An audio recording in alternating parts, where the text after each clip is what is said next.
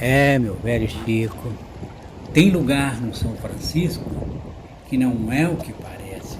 Já me pediram para contar essa história e eu guardei isso por muitos anos para não criar polêmica, para não ser taxado como oportunista.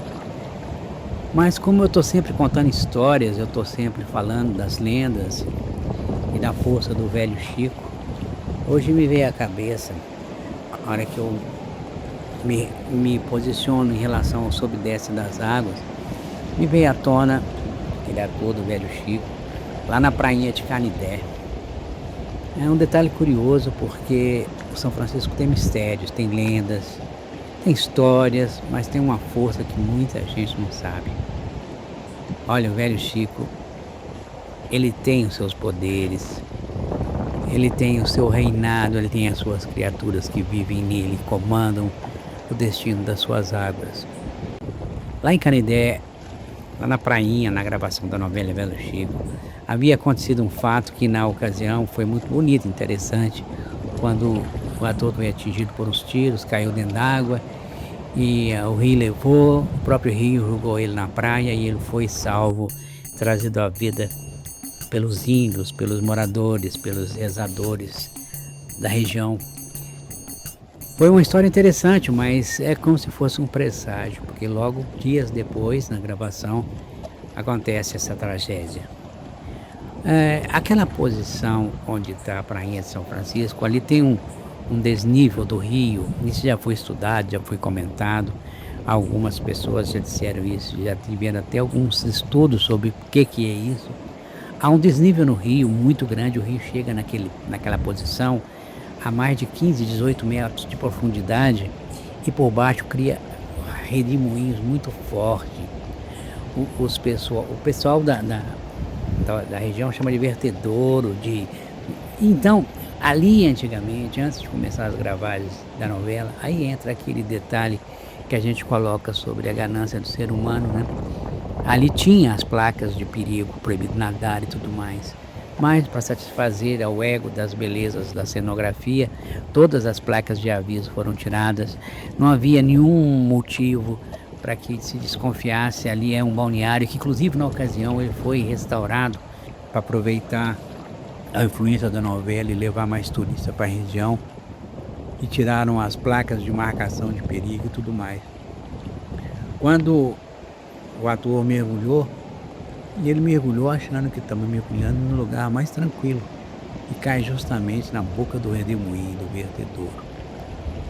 O velho Chico cobra. Houve muita coisa na época que se diz que ele sofreu cãibra, que ele teve um ataque, que ele isso e aquilo, mas as benzedeiras, os rezadores, os moradores daquela região já tinham alertado, até mesmo a produção da novela, dos perigos do Chico, do respeito às águas, do respeito às entidades das águas. E essa produção da novela não levou muito a sério. E aconteceu o que aconteceu. O Rio São Francisco levou o nosso amigo. Se eu pudesse ficar aqui falando, eu ia lembrar vocês do Caboclo d'Água, Cobra Grande, Iemanjá, Compadre d'Água, que tanto ajuda como puxa as pessoas para dentro d'água. São muitas as lendas. Mas em específico, o que me trouxe a lembrança hoje, esse fato acontecido lá em Canidé, é porque a gente fica olhando os cânions do São Francisco, a beleza onde é explorada por muitas pessoas para ganhar dinheiro no turismo. Não sou contra isso. Mas muita coisa deixa de ser avisada. Você lembra a última tragédia que houve aqui, quando os paredões caíram? Ninguém esperava que fosse cair aqueles paredões, mas caíram. Não tinha nada avisando, não tinha placa, não tinha nada. O pessoal se aproximando com as lanchas, com o turista, com o passeio. Isso tudo é uma coisa que a gente às vezes deixa passar batido. Mas voltemos ao meu velho Chico. O velho Chico não é mau. O velho Chico, ele traz às pessoas a sobrevivência, ele cuida de todos. Nós passamos, o velho Chico fica. O que aconteceu lá na prainha de Canidé, na gravação da novela, Seria uma negligência com o rio? Não sei. Eu só sei que poderiam ter, sinceramente, poderiam ter evitado se as placas estivessem no lugar. Depois de tudo que aconteceu, correu prefeitura, correu Ministério Público, correu todo mundo para voltar as placas para lugar, para marcar tudo, para voltar a ser o que era antes de ter acontecido. A própria emissora manteve silêncio muito tempo sem contar realmente o que tinha acontecido. Mas o São Francisco, ele tem que ser respeitado. O Rio de São Francisco, ele é um ser vivo.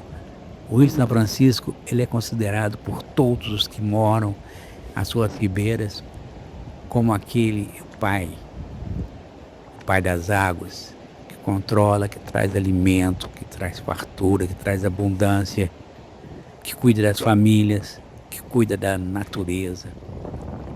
Foi negligenciado? Talvez não. Foi um descuido? Talvez sim. Foi uma irresponsabilidade de quem tirou as placas? Pode ter sido. Mas eu quero só afirmar isso, que me pediram que eu comentasse sobre as águas fortes e lendárias de São Francisco. Está aí.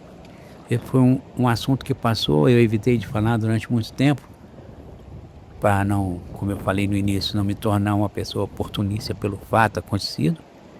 Mas São Francisco é assim. A gente tem um ditado na ribeira, nos cerrados e nas margens do São Francisco. São até dois. Primeiro, que água não tem cabelo.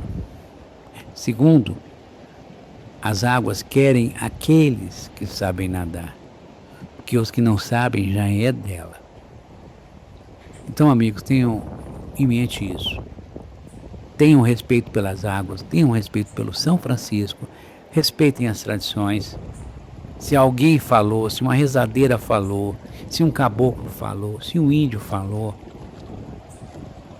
tente assimilar o que você ouviu, para não ser mais uma pessoa que o rei pode levar para o seu reino. Mas teve uma coisa que pouca gente percebeu naquele dia. Que quando todos estavam ali às margens do São Francisco, naquele desespero, com o bombeiro tentando fazer a busca, uma parte dos índios pancararus, que fizeram parte das gravações da novela, estavam ali calmos, às margens, em frente ao local que tinha acontecido, e começaram a fazer ali um ritual, uma espécie de cântico que ia em sincronidade com o magnetismo do rio, com o movimento das águas, como se fosse uma homenagem. E o próprio cacique falou para a equipe de produção: agora ele faz parte do rio. Ele agora abriu o portal. Ele agora é um ser encantado. O rio e ele agora são uma pessoa só. E assim continuou, na sua fala calma e tranquila. Antes, o rio já tinha devolvido ele, quando ainda era tempo. Mas naquele dia foi diferente.